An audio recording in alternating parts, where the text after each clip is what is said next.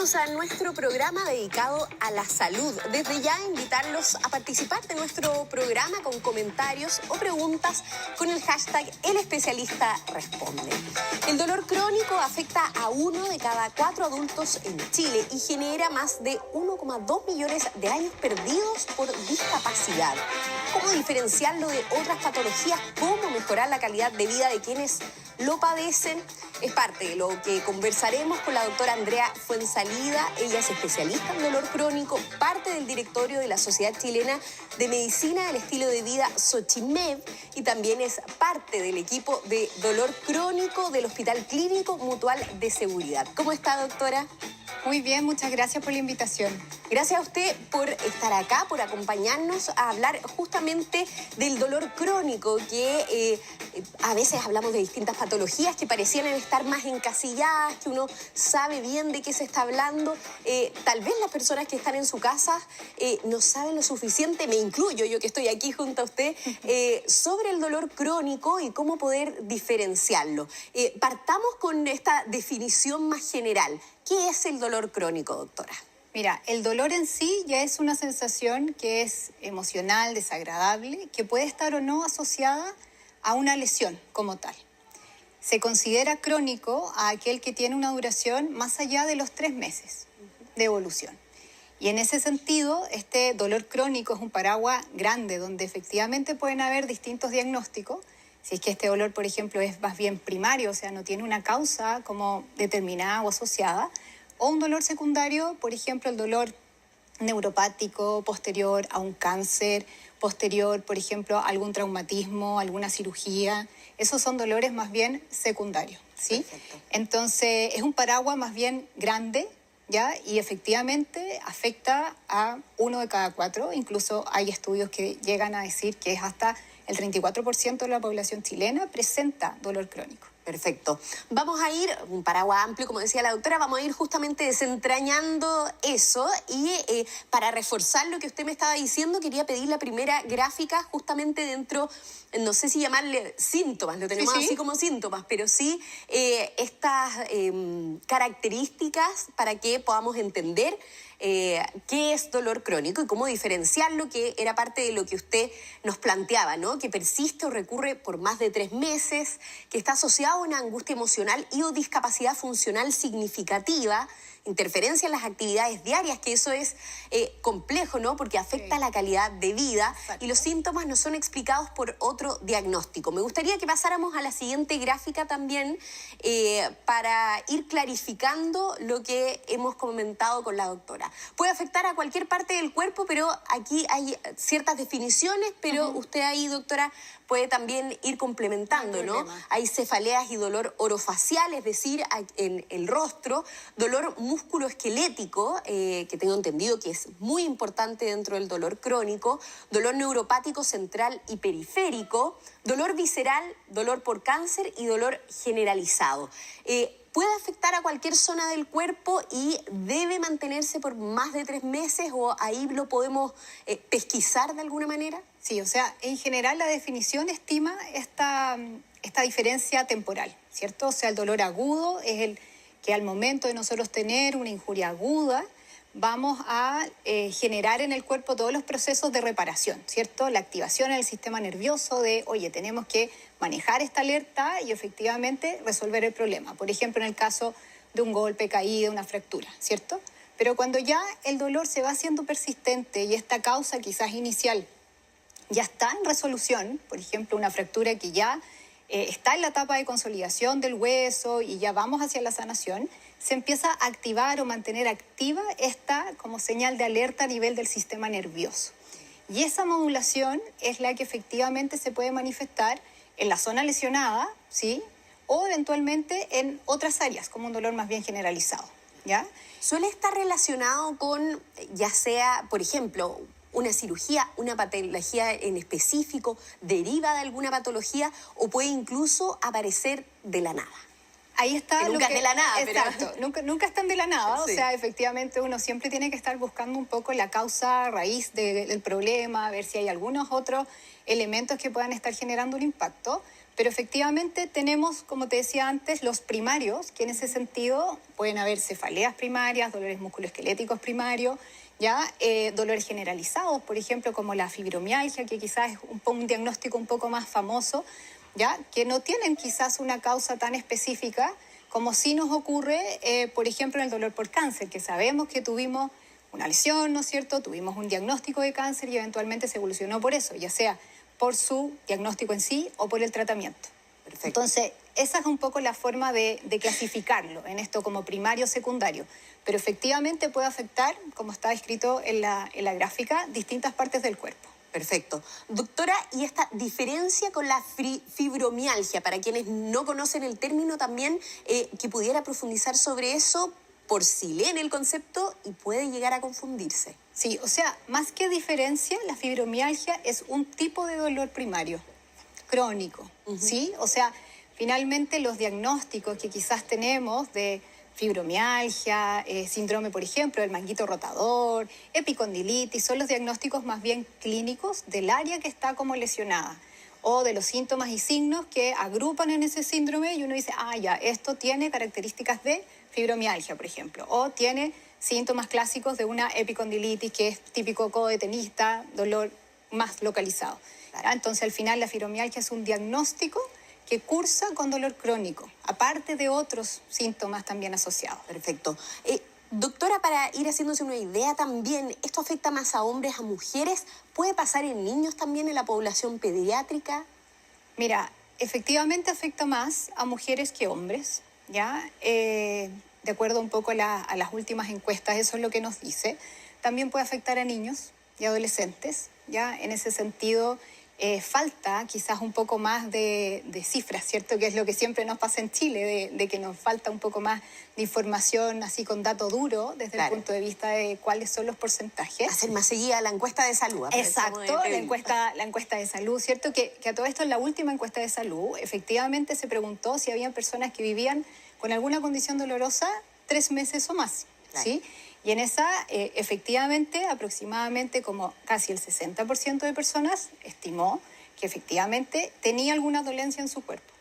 Y eso también se asocia con las patologías crónicas finalmente. Claro. Y ahí es donde empezamos a hacer este link entre que efectivamente es más frecuente en mujeres, es más frecuente en personas que tengan más de una patología crónica, como por ejemplo si tienen diabetes, hipertensión, alteraciones del colesterol, alguna otra patología que esté en tratamiento, probablemente también tengan dolor crónico y no necesariamente eso esté diagnosticado, ¿ya? Entonces, efectivamente va generando un impacto a lo largo como de toda la calidad de vida de esa persona. Claro. Doctora, ya que lo mencionó relacionado con las patologías asociadas, me gustaría pedir la tercera gráfica también para que revisáramos las que usted ya mencionó, pero también otras que se suman, ¿no? Como el lumbago, la osteoartritis de rodilla, síndrome de hombro doloroso, osteoartritis de cadera, fibromialgia, síndrome miofacial, cervicalgia y neuropatía diabética. Había leído también, usted lo ha mencionado en otras entrevistas, que el post-COVID, que es mucho más reciente, también puede influir en el dolor crónico. ¿En qué se ve relacionado este Se ve relacionado, por ejemplo, si bien las patologías que están asociadas, todas esas, como diagnóstico, como te decía antes, cursan con dolor físico persistente o dolor crónico, ¿ya? Que tiene este impacto en la esfera biopsicosocial, ¿no es cierto?, que genera impacto en la calidad de vida de la persona y también en sí, en su entorno, en su familia y finalmente en el rol que ejerce la sociedad. Claro, ustedes lo decían, no es solo un dolor físico, sino que es mental y en las relaciones también. Se va haciendo como finalmente un impacto en la forma también de funcionar en el día a día, ¿sí? Y en relación a lo que tú dices de post-COVID, efectivamente se ha visto que en personas que ya sea tenían fibromialgia o síntomas de dolor generalizado, fatiga y que tuvieron COVID, esos síntomas habitualmente, lo que pasó finalmente en varios casos es que aumentaron. O posterior al COVID quedaron con una neuropatía que se dice como de fibra fina, que es una sensibilidad como distinta o un síndrome como de que el cerebro está más, por decirlo, sensible, como que tuviera un umbral distinto en el cual mantuviera esta alerta. Claro, como de que este tenemos estado inflamatorio. Exacto, que era este estado como inflamatorio crónico y que efectivamente es como por el cual tenemos, entre comillas, que defendernos. Claro. ¿Sí? Entonces, finalmente el dolor persistente, por ejemplo en el COVID, sí lo hemos visto que aumentó con estos síntomas de sensaciones de adormecimiento, hormigueo, falta de fuerza, fatiga y como está este dolor también como generalizado. Claro. Para profundizar, doctora, ¿con qué se encuentra usted cuando llegan los pacientes y le mencionan las características de sus dolencias, cuánto han pasado? Ellos suelen tener esta sensación de que el dolor crónico finalmente tienen que aprender a vivir con él y no hay un final o que no hay salida de alguna manera. Sí, o sea, mira, yo creo que es bastante frecuente que las personas, sobre todo cuando ya llevan más tiempo con alguna condición de dolor persistente, hayan consultado a distintos especialistas de distintas áreas, le hayan dicho múltiples cosas. Y en ese sentido, efectivamente, lo que a veces más hay es que no se cree mucho que ese dolor es tan real. Y como no, esto está todo en la mente, ¿cierto? Y finalmente el cerebro influye, pero no significa que sea un dolor que esté inventado, ¿sí? Claro. Entonces ya esa es como la primera barrera que hay que como del vínculo, de claro. Oye, ¿sabes qué? Yo creo que a ti te duele, ¿sí? Independiente que no tengas cara quizás de que el dolor es terrible y no puedas estar y estés acá presente conmigo en la consulta, ¿sí? O sea, ya partimos como de validar que claro. Lo que tú sientes es algo importante para ti y que yo como médico o como profesional de la salud que me dedico a dolor, mi rol es acompañarte en el proceso. Es buscar, es diagnosticar, ver qué alternativas tenemos dentro de los tratamientos farmacológicos como no farmacológicos, por ejemplo. Y ahí es donde entra efectivamente el tema del estilo de vida. Claro, porque por eso mismo usted es miembro de la Sociedad Chilena del Estilo de Vida. Estilo de vida, sí. ¿Cómo aporta, digamos, esta área, este sector, el estilo de vida finalmente en el tratamiento? ¿O cómo podemos enfrentar de mejor manera el dolor crónico atendiendo, digamos, a los pilares o a lo que profesa o impulsa la medicina del estilo de vida? Sí, mira, o sea, un poco lo que te decía, partimos de esto del vínculo, o sea, de poder efectivamente creer primero y que la mayoría de las personas el foco y en sí los profesionales de la salud, igual la formación que tenemos de dolor es poquita, ¿sí? O sea, si a uno le interesa el tema, se va profundizando, ¿no es cierto? Y la misma práctica te va llevando a decir, chuta, ¿qué otras cosas podemos hacer? Porque el tratamiento habitual es efectivamente enfocado en el tratamiento farmacológico, en los procedimientos, en las cirugías, pero no necesariamente le enseñamos en sí a la persona a cómo ir procesando esta secuela o este sentir distinto, ¿sí? Porque hasta el momento no tenemos tampoco cómo decir, mira, con este tratamiento se te va a quitar 100% el dolor persistente, ¿ya? Eso ya partimos de una base que esto efectivamente hay que buscar todas las estrategias para poder vivir con esto y vivir lo mejor posible. Claro. Y ahí es donde y que eso no lo desaliente al paciente. Exacto, porque al final también va eso, hay como harta desesperanza de total, da lo mismo lo que haga, si no voy a estar siempre igual, ¿cierto?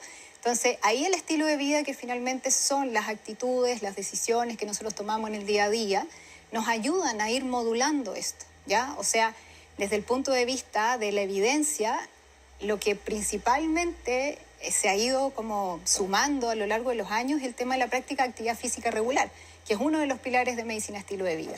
Esa práctica tiene que ser monitorizada de forma progresiva, ¿no es cierto?, que pueda ir regulando ciertas creencias que a veces pueden estar asociadas al ejercicio, pero efectivamente es la base de tratamiento en función del estilo de vida.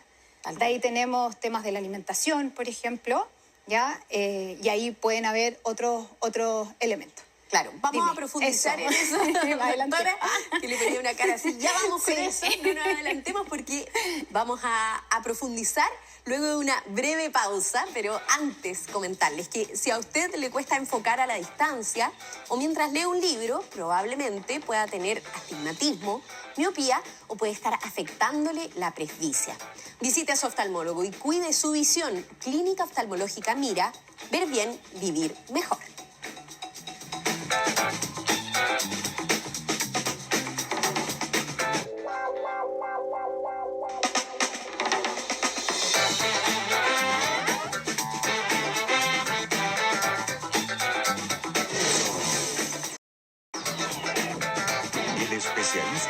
corresponde. Seguimos conversando de dolor crónico junto a la especialista en la materia, la doctora Andrea Fuenzalida. Ella es miembro del directorio de la Sociedad Chilena de Medicina del Estilo de Vida. Y es justamente lo que quedamos conversando antes de esta brevísima pausa. Sobre estos pilares fundamentales. Mencionaba la doctora la importancia de la actividad física diaria. ¿Hay otros más que son importantes y que pueden ayudar al tratamiento o a enfrentar un dolor crónico, doctora?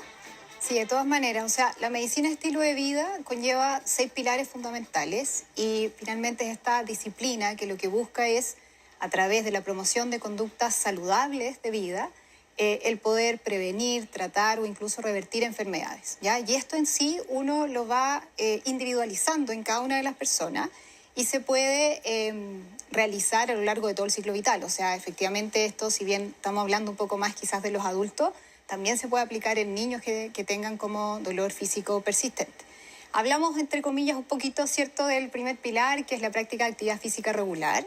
Luego sigue una alimentación o una nutrición óptima, ¿ya? Que en eso en sí lo que se profesa un poco y se trata de motivar es el poder tener una alimentación más basada en plantas, o sea, mayor consumo de frutas, verduras, legumbres, granos integrales, semillas, ¿cierto? Y ir disminuyendo el consumo de alimentos más de origen animal, ¿ya?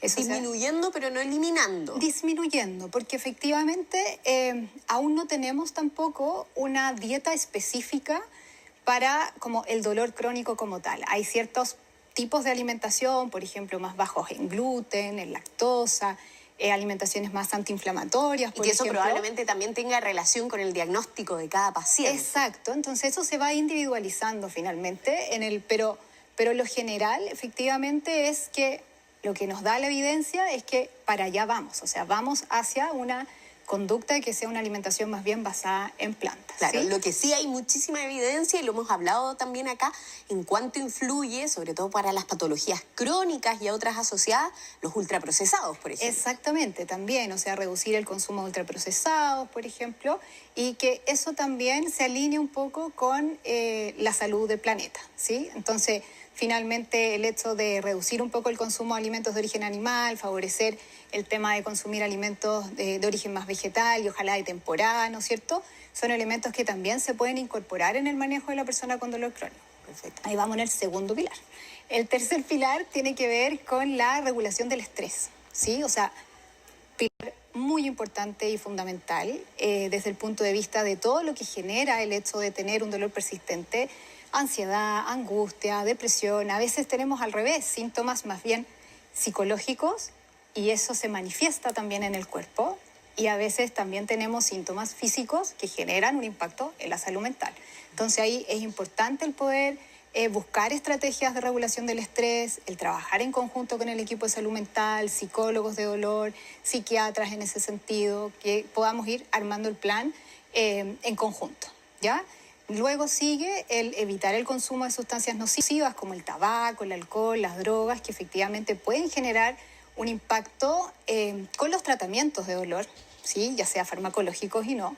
Y también va favoreciendo este tema de la inflamación propiamente tal como que está internamente en el cuerpo, que es un concepto que se llama como inflamación de bajo grado, que es común a todas las patologías crónicas, a la diabetes, a la hipertensión, al cáncer y también al dolor crónico, ¿sí? Por eso que finalmente los hábitos nos ayudan en ese sentido, ¿ya? Otro pilar importante es la correcta higiene de sueño, o sea, tener un buen dormir. También se ha visto que en días, por ejemplo, que se duerma peor, hay insomnio, los pacientes al otro día o las personas pueden quedar o tener más sensación de dolor. Y habitualmente en personas con dolor crónico es muy frecuente el insomnio, ¿sí? Entonces, otro elemento que también es bidireccional. Están todos vinculados. Exacto, es todo vinculado. O sea, y eso mismo también a veces nosotros lo conversamos, que no podemos sacar el estilo de vida de la persona. O sea, como sacarlo de la persona. La persona es lo que también es su estilo de vida. Entonces, tenemos que integrarlo en el manejo y es una súper buena herramienta. Y por último, el pilar que nos queda es el tema de las conexiones sociales positivas. Efectivamente, las personas con dolor crónico hay una tendencia a la soledad, hay una tendencia a querer retraerse eventualmente. A veces pasa que efectivamente quedan sin trabajo después, por ejemplo, de algún accidente. y eso genera todo un impacto, o sea, en cómo volver a este rol social, tanto laboral como familiar y personal. Entonces, eso también es algo que se trabaja en equipo y que es un poco la base de este manejo. Claro. Doctora, ¿le parece que pasemos a revisar algunas de las preguntas que nos han hecho llegar a las redes sociales de El Especialista Responde? Sweet Mine Deva, creo que la usuaria, o el usuario, no sé. Acabo de ser diagnosticada con lumbociática. ¿A qué se debe y de dónde proviene el dolor? Esto puede tener que ver directamente con el dolor crónico. Lo hablábamos también del tema de las patologías musculoesqueléticas y cómo eso también influye en la discapacidad laboral, por ejemplo. Sí, o sea, mira, acá la lumbociática en sí lo que tiene es que es un dolor de origen en la zona lumbar y que tiene una cierta irradiación característica desde el punto de vista neurológico, ya sea en la zona del glúteo, de la parte posterior de la pierna, ¿no es cierto? Y eso el examen físico uno va delimitando y diciendo ya, ¿cuál es el territorio que está comprometido? ¿Ya? La verdad que pueden haber distintas causas, no necesariamente el hecho que haya una lumbociática es sinónimo de que sí o sí va a haber, por ejemplo, una hernia, que quizás es algo como bien famoso y que la gente... ¿Y que está más asociado al dolor crónico? Está más asociado a veces el tema de tener una hernia o tener artrosis a nivel de la columna con un dolor persistente, pero no son sinónimos. O sea, que exista alguna alteración en un examen de imagen no necesariamente es sinónimo de que haya dolor, ¿ya? Claro. En el caso de esta persona, claro, no sabemos cuánto tiempo, porque puede ser un lumbago agudo y que tiene estas características de lumbociática por la irradiación que se va, ¿cierto?, en la zona del glúteo y parte posterior. Y faltaría quizás un poquito más como de historia, pero claro, efectivamente el dolor hay que delimitar si viene de origen más bien de la columna, de los nervios que salen de la columna, o tiene que ver algún otro componente como más musculoesquelético. Pero lo que podría decirse, o corríjame doctora si no es así, que incluso estos mismos pilares que usted habla sí pueden ir en ayuda de un dolor de este tipo. Sí, o sea, por supuesto. O sea, uno maneja eventualmente el dolor más agudo en función de tratamiento farmacológico, ¿no es cierto?, como para bajar la intensidad, pero no significa que el tener un lumbago, una lumbociática, sea sinónimo de reposo absoluto. De inactividad. De inactividad. O sea, mientras el cuerpo lo permita y podamos ir retomando las actividades lo más normales posible, mejor con la evolución. Súper. Revisemos otra de las preguntas que nos hacen llegar ustedes a través de nuestras redes sociales con el hashtag El Especialista Responde. Anita pregunta, ¿qué se considera exactamente dolor crónico? Esto es como un repaso de la materia, doctora. ¿Y cuándo un dolor deja de ser normal para transformarse en crónico? ¿Cuál es lo más importante para definirlo, doctora? Mira, partiendo que ningún dolor es normal, ¿sí? O sea, a veces normalizamos el sentir dolor. Sí. ¿Sí? Entonces ya ese es un concepto yo lo reconozco, que es, sí, lo he hecho. que es importante que reforzarlo, ¿sí? O sea, si hay un dolor tenemos que buscar la causa, ya no es normal, ver cómo manejarlo, ya, o sea, ya estamos en un elemento que hay que evaluar. Y efectivamente el crónico, como les decía antes, o sea, la temporalidad es lo que finalmente lo define como quizás un poquito más y más claro, o sea, agudo desde más de un mes hasta menos de 3 meses. Más de 3 meses de evolución y ya la lesión que se tuvo, que tuviste, está cicatrizada, por ejemplo, una fractura o algo así, ya es un dolor persistente por tiempo, ¿ya? Claro. Pero el impacto de ese dolor persistente puede no ser tan potente al inicio, o justo a los 3 meses. Es distinto a una persona que lo sufre 3, 4 meses y que quizás está en el momento más inicial de este cuadro, a las personas que ya llevan 1 año, 5 años, 10 años un dolor persistente. Claro. El impacto es diferente. ¿Y se puede definir como dolor crónico si, claro, dura 3 meses, pero va y viene? Como es que un día me duele, un día no. Porque ahí tiene que ver con la temporalidad del dolor. Ya. O sea, el dolor crónico no necesariamente significa que todo el día todo el día, todo el tiempo. Exacto. Ya. O sea, puedes pasar por momentos, y es un poco así, ¿cierto? Esto es como, yo le explico así a los pacientes, digo que esto es como una montaña rusa. ¿Sí? A veces estamos tranquilitos en la montaña rusa y luego ¡pum!, aumenta la intensidad. Entonces, es así, esto puede ser intermitente, puede ser constante, y las cosas que preguntamos cuando caracterizamos el dolor tiene que ver con eso. ¿Cuándo inicia? ¿Dónde está? ¿Hacia dónde se va? ¿Con qué aumenta? ¿Con qué disminuye? tiene algún tipo de otro síntoma, viene aumento de volumen, cambios de color, hay alguna sensibilidad distinta, corriente, hormigueo, quemazón. Entonces se hace una historia súper profunda desde el punto de vista del dolor para poder empezar a estudiarlo de buena manera y efectivamente tratarlo de buena manera. Perfecto. En honor al tiempo, creo que nos alcanza una pregunta más, doctora, antes de despedir este programa dedicado al dolor crónico. Juan Pablo Fit Life. Esperemos que sea así, que lleve una vida life, Juan Pablo. ¿Los pacientes con algún dolor crónico deben evitar el ejercicio? Mira, muy bien, porque dijimos... Sí.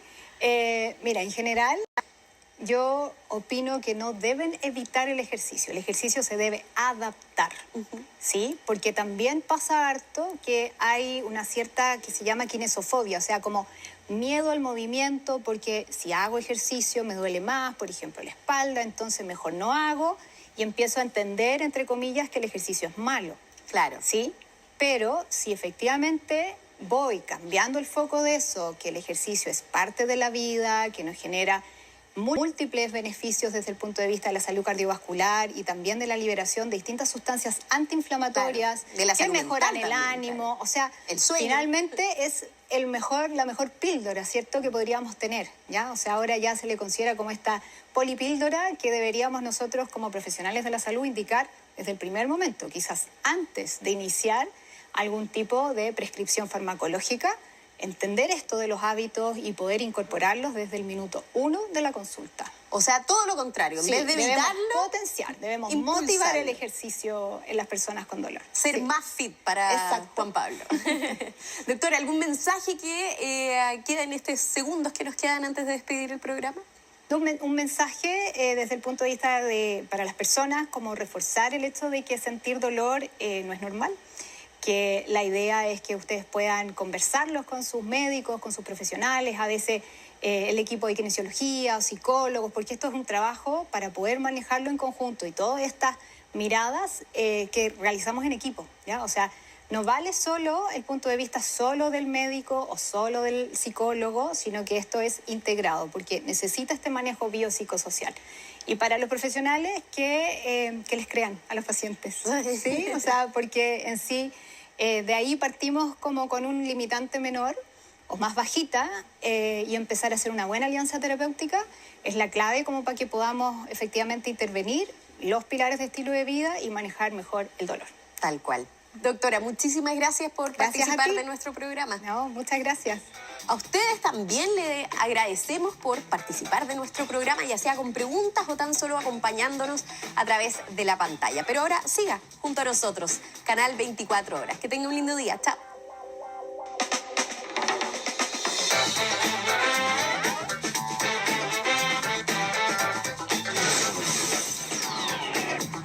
El especialista responde.